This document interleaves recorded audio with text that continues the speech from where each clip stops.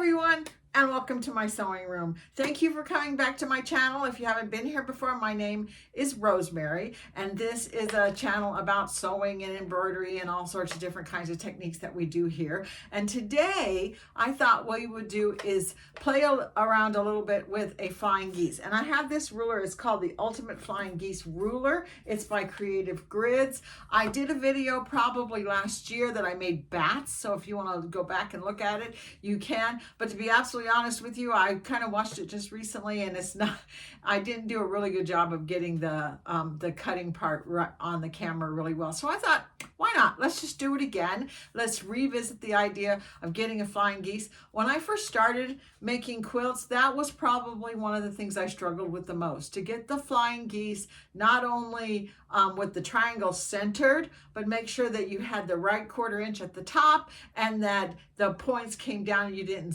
cut them off when you sewed them in. So I thought maybe I would show you this really cool method that does 4 flying geese at a time, and it almost always comes out perfect. So let's go to the sewing machine. Okay, so this is the 4 at a time flying geese method, and it's pretty cool, and I think it works out really, really well. So you're going to start with a large block. Every quilt pattern has a different size measurement or anything, but this one is actually a 5 1/4 block, and then this one here is a 3-inch block. So you take the larger block and the smaller block and you put them on top of each other like this, and then you have a second block that goes in the other corner like this. And I have already marked down the center from corner to corner. That's the center line. That's not the line we're going to sew on. So we marked that, and I have my laser turned on, as you can see. So what I'm going to do is I'm going to put the line that we're going to center this on, right, the laser right on top of that. And then I'm going to put my foot down. And then I'm going to just go ahead and sew that.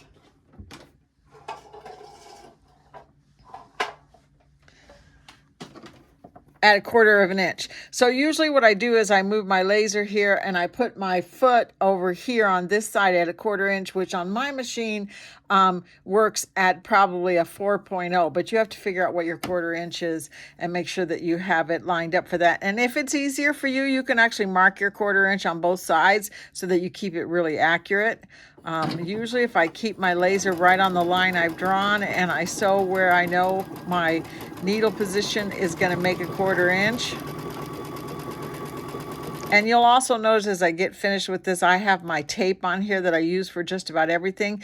The laser's marked at the 1/4 inch and the needle should be lined up with the red line, so that makes a good 1/4 inch. I usually have mine just 1 tick past the red line because I'd rather do more of a scant 1/4 inch. I'd rather have to cut off fabric than not have enough. So a scant 1/4 inch works pretty good for me. So I turned it around. I'm going to sew the other way across.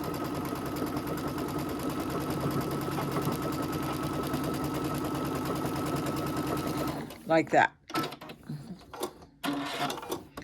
And that's the way that is finished. And then we're going to cut it in half right on the line there. So this is my finished piece. Here's my center line, and here's my stitches on either side. So what I'm going to do is I'm going to just go in here and I'm going to cut this in half like that. So that gives me 2 if you cut it right, which I obviously have a little issue here, so I'm just going to cut them apart there. So now you have 2. And then you're going to press these open so that they lay flat like this. Then, give me a second, I'm going to press it with the iron.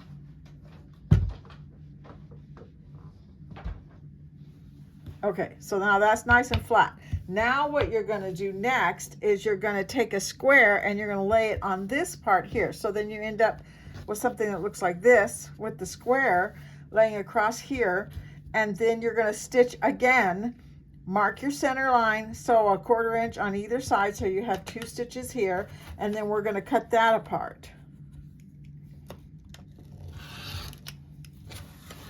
And then that gives you, wow, my rotary cutter's giving me issues this morning. That gives you 2 more. So out of that original piece that we have 4 flying geese. And I have pressed this one flat. So there's your flying geese. So isn't that cool? It works really, really well. It makes a really good flying geese. Now, my pattern says to trim this down to 2.5 by 4.5. Hang on just a minute. Yes, it's 2.5 by 4.5 is the size it's supposed to be. So I want to show you this ruler. And I showed it to you in an earlier video, but I'll be honest with you, I thought the video wasn't that good. I didn't get up and over on top. So I'm going to show it to you again.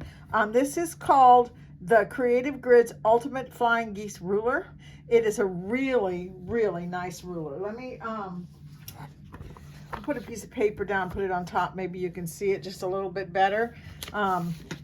It has triangles going this way, and then when you turn it around this way, there's squares going around it. So you have 2 steps to making a really good flying geese. Another thing is, if you're a lefty like me, basically when you line this up on your flying geese like this, you have to cut across here and across here. So for left-handed people, it's not that easy. So I have discovered that I need to turn it this way in order to get it the way I want it to go, to cut it with my left hand. It's just a little tip for you left-handers that are out there like me. So anyway, so what I'm going to do is, since I'm supposed to have this cut down, trimmed down according to the pattern to 2.5 by 4.5, the finished flying geese is going to be 2 by 4. Correct? Because you have to take 1/2 inch off for your seam allowances. So I'm going to read right here which one I want. 2 by 4 is D. So I'm going to use D throughout this. So I'm going to line the triangle D up with the seams on my triangle here. And it fits absolutely perfect. So that means I did it right. Right along the 2.5, the 2 by 4 lines. And then I'm going to use my rotary cutter and I'm going to cut here, and then watch my arm. I'm going to cut here. Then I'm going to take it and I'm going to flip it the other way around. And then on the flying geese this way, again, I'm going to line up the D triangle that's right here. There's a D triangle, and it's going to line up right there. And also at the same time, there's a D rectangle square that says 2 by 4 right here. And there's a little frosted area right here that basically is showing that's your 1/4 inch seam allowance. So this actually will come out measured at 2.5 by 4.5. I'm going to line up all of my lines, and then I'm going to trim it again.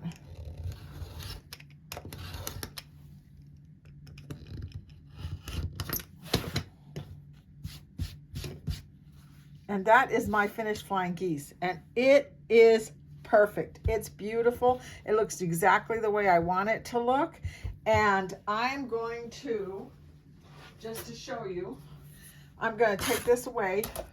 I'm going to take this, and again, as a left-handed person, sometimes I have to double check all the lines, the measurements, to get them exactly where I want them to be. But this is measuring at 1, 2, 3, 4.5, 1, 2.5. So that came out exactly the size it wants to be. And the part that I like more than that is the fact that 4.5 in, if you split that in half, is 2 1/4, right? So if I count 1, 2 1/4, that point comes right to that 2 1/4. That point comes right down the half of that rectangle. And I have exactly 1/4 inch from the top of my flying geese to where that point comes, so that I have a 1/4 inch seam allowance for my point. So when I sew it to another flying geese, it comes out the exact right size. And I wanted to show you these because I'm working on a quilt right now. It's the new Hyperion from Riley Blake, and we're doing that in the store as a block to month by month. So they have like 104 of these 2.5 by 4.5 flying geese that go into it, but they also have these big ones. Look how pretty those are. This is a really beautiful batik that has polka dots on it, but these all get sewn together, and I did these with this flying geese ruler, and they all came out perfect too. So you can see how many different sizes of flying geese you can do. You can go all the way down to a very little teeny tiny one. I have this one here that I've already sewn into a star. So this is kind of like my sample one, and I did, when I sewed this together, I lost my points a little bit. But other than that, these little teeny tiny flying geese are not wonky at all, and they trim down exactly to the size I wanted them to be. So even though I'm a little disappointed in my 1/4 inch seam allowance and taking off my points at my star, for the most part, I think it came out really beautiful. And these are going to be really perfect too, because they're a 1/4 inch away from the edge, so that's going to sew into the quilt pretty good too. So anyway, I just wanted to show you how cool that is and show you that really cool 4 at a time method for flying geese. Okay, I hope you liked that little bit of a tutorial on how to make a flying geese. If you're curious about the quilt, it's called Hyperion. This is what it looks like when it's finished. We're doing a block of the month class in the Arvada store for Rocky Mountain Sewing and Vacuum. So if you'd like to come and join us to make that quilt, we would love to have you. Anybody can join anytime they want to and catch up with where we're at. But you can also look up the quilt. I'm sure there's places all over the country that are doing this Hyperion quilt. It's brand new from Riley Blake. So anyway, and I might do a few more videos that have to do with putting it together and everything. And I think it's going to be really fun to do throughout the year. But I hope you had a good time. I hope you learned something new and that you enjoyed that tutorial. And I will see you next time. Bye-bye.